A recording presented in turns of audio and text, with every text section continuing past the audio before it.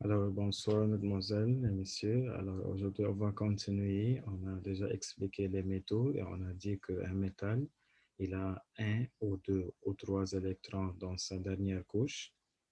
Il est bon conducteur de la chaleur, bon conducteur de l'électricité. Il a un éclat brillant, بيلمع. Il peut être martelé, étiré et plié. يعني نقدر نشكله من غير ما يتكسر ويتدمر منه. Alors, pour les non-métaux, ça c'est la deuxième catégorie. On a dit qu'il y a plusieurs éléments qui sont divisés en numéro un, les métaux qui perdent des électrons et deviennent des ions positifs. On a déjà les expliqué dans le vidéo précédent. Alors, pour les non-métaux, ce sont la deuxième catégorie. Alors, pour la deuxième catégorie ici, on sait que les non-métaux, on a des non-métaux solides, on a des non-métaux gazeux et on a des non-métaux liquides. Alors, pour les solides, vous pouvez écrire, s'il vous plaît, écrivez avec moi. Les non-métaux solides, ce sont le P, SC. P, c'est le phosphore, S, c'est le soufre, C, c'est le carbone. Il y a des autres éléments liquides et on n'a que le brome. Le brome, c'est Br2.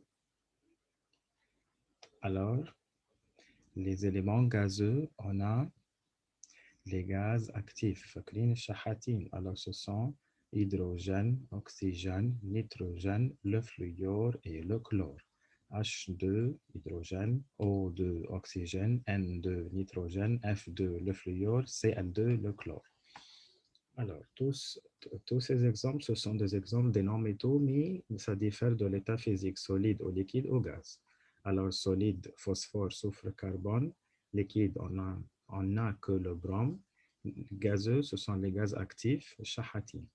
Alors, ils n'ont pas des éclats métalliques, ils ne sont ni étirés ni martelés. Ils sont aussi mauvais conducteurs de la chaleur et de l'électricité. Alors ça, c'est le contraire, totalement contraire aux métaux. Mais il y a ici une exception.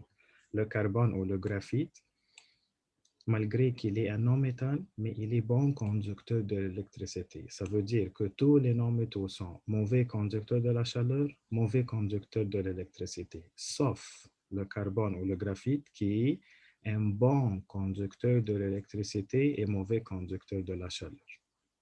Alors, le niveau d'énergie externe, yani آخر couche, contient ou bien 5 ou bien 6 ou 7 électrons. D'accord? Si on se rappelle, les métaux, ils contiennent 1 ou 2 ou 3. Les non-métaux, 5 ou 6 ou 7. Alors, les atomes des non-métaux ont tendance de gagner. Si on se rappelle, on a dit que les métaux perdent des électrons ou cèdent des électrons et deviennent ions positifs. Alors que les non-métaux, ils vont gagner des électrons, ils seront des ions négatifs. Ça, c'est qu'on va le voir maintenant. Alors, regardons ensemble. On va prendre deux exemples, l'oxygène et le chlore. Commençons par le chlore. Alors, on sait de la chanson Hey hey les bébés knof nina magal c'est parce que CL c'est le 17e élément. Alors, 17 et 35, ça, il va nous la donner. Alors, le chlore 17, ça veut dire qu'il a, ce 17, c'est le nombre atomique qui est le nombre de protons. Alors, 17, c'est 17 protons. Aussi, 17, ça veut dire 17 électrons parce que le nombre de protons est toujours égal au nombre des électrons.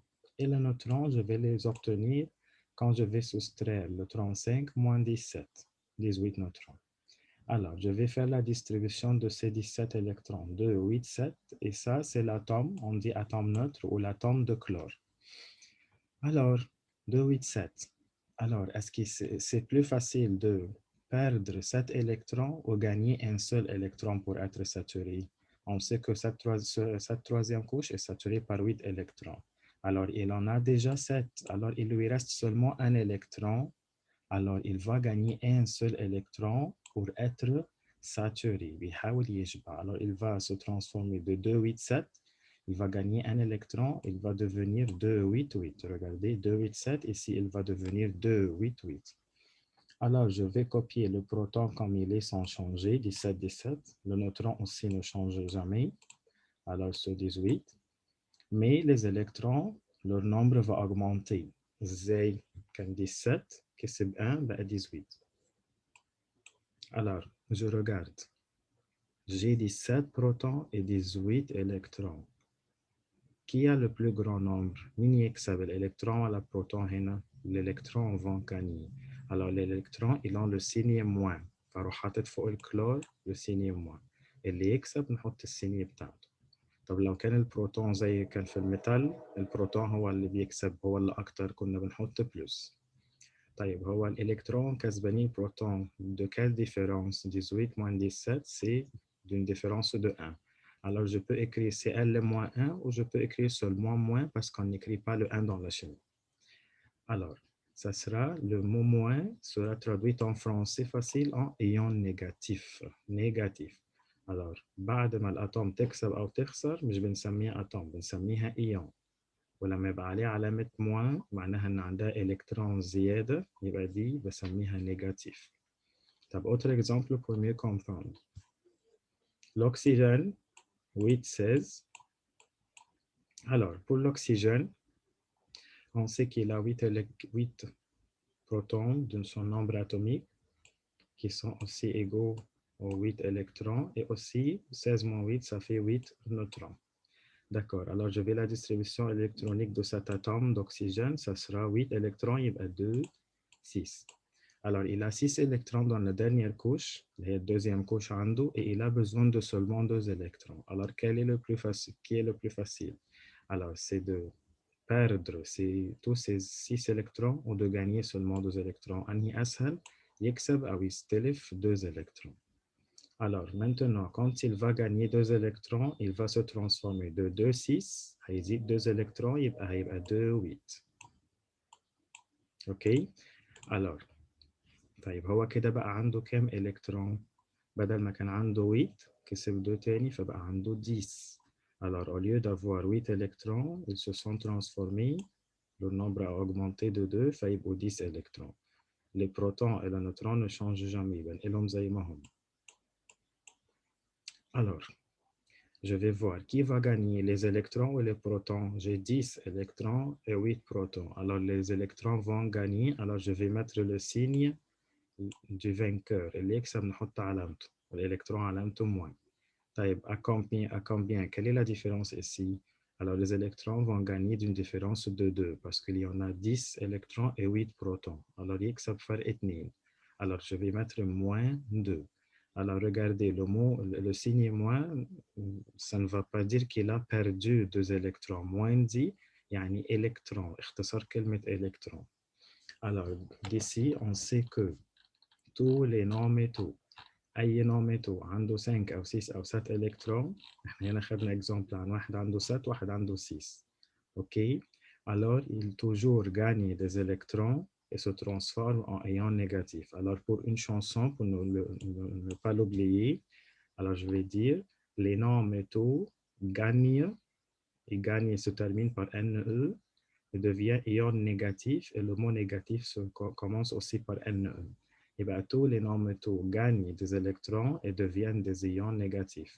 Alors que, à la première leçon, on a appris que tous les métaux perdent ou cèdent des électrons et deviennent des ions positifs. Et bien, métal perd positif, non-métal gagne négatif. Alors, qu'est-ce que ça veut dire ion négatif? دي كانت atome بس كسبت électron. C'est un atome d'un non-métal والنون-métal كسب شوية électrons فتحول ion négatif. المرة اللي فاتت ion positif كانت atome d'un métal qui a perdu.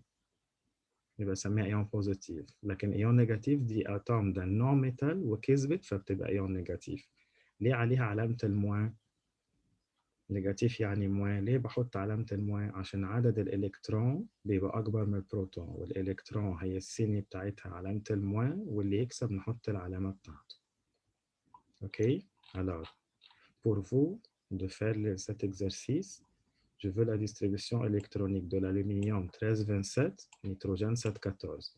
Après ça, vous allez indiquer la nature ou le genre de l'élément. Ça veut dire s'il est métal, non-métal ou gaz rare. Regardez bien, la nature ou le genre, ça veut dire s'il est métal, non-métal ou gaz rare. Après ça, vous allez faire la distribution électronique de l'ion de chacun d'eux. يعني هنشوف هيتحول هيبقى ايون ايه هيكسب ولا يخسر ونوزعهم يعني هنرسم الرسمة دي. Ça va? C'est à vous de faire comme un devoir. Merci beaucoup, mademoiselle.